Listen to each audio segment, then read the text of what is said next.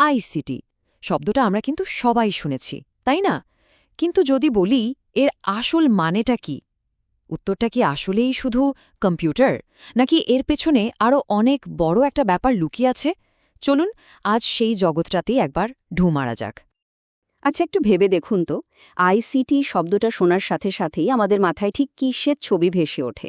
বেশিরভাগ ক্ষেত্রেই হয়তো একটা কম্পিউটার কিংবা কেউ ইন্টারনেট ব্যবহার করছে, এরকমই কিছু একটা, ঠিক?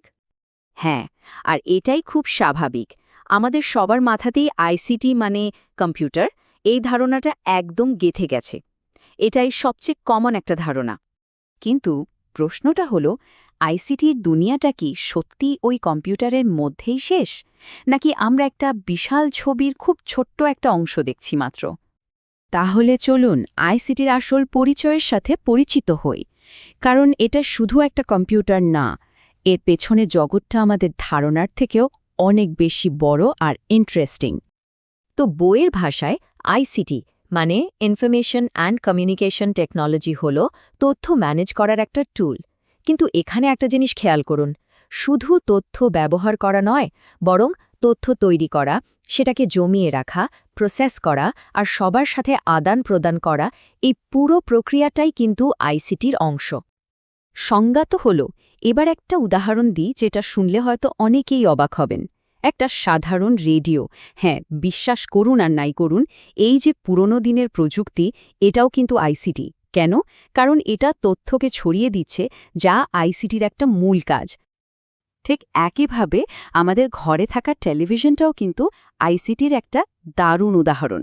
এটা শব্দ আর ছবি মানে অডিও ভিজুয়াল তথ্যকে বহু দূর পর্যন্ত মানুষের কাছে পৌঁছে দেয়।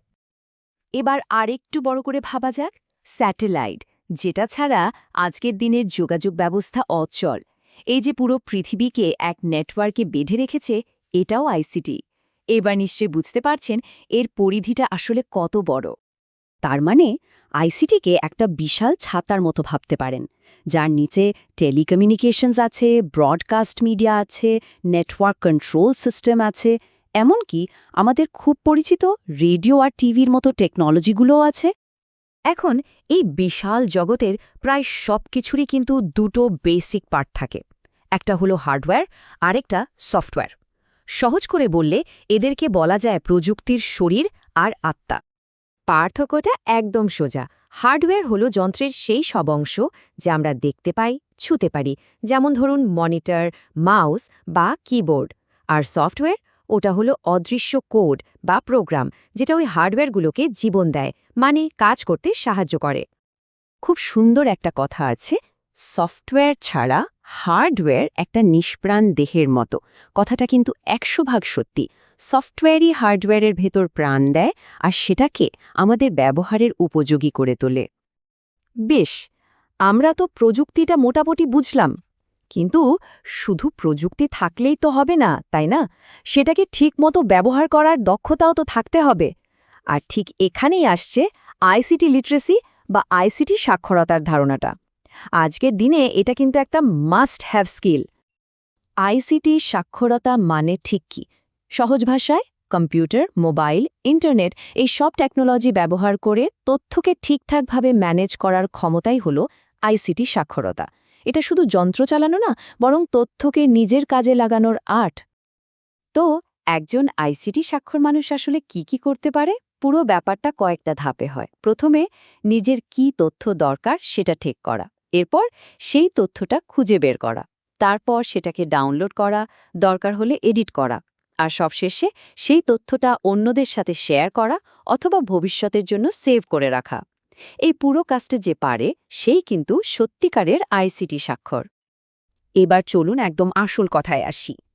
এই যে এত কিছু জানলাম, এই আইসিটি আমাদের জীবনে ঠিক কতটা প্রভাব ফেলছে? সত্যি বলতে, শিক্ষা থেকে অর্থনীতি, এমন কোনো জায়গা নেই যেখানে এর ছোঁয়া লাগেনি।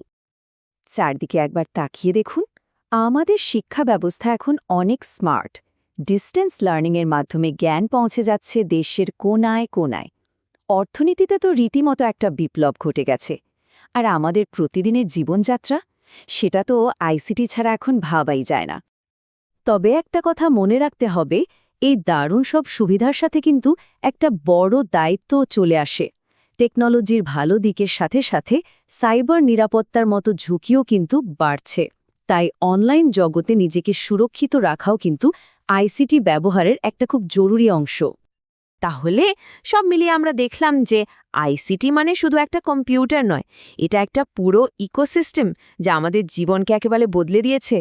এখন প্রশ্ন হলো, আজকের প্রযুক্তি যদি এই হয়, তাহলে ভবিষ্যতের প্রযুক্তি আমাদের জন্য আরও কি চমক নিয়ে অপেক্ষা করছে? কি মনে হয়, ভাবনার শুরুটা না হয় এখান থেকেই হোক?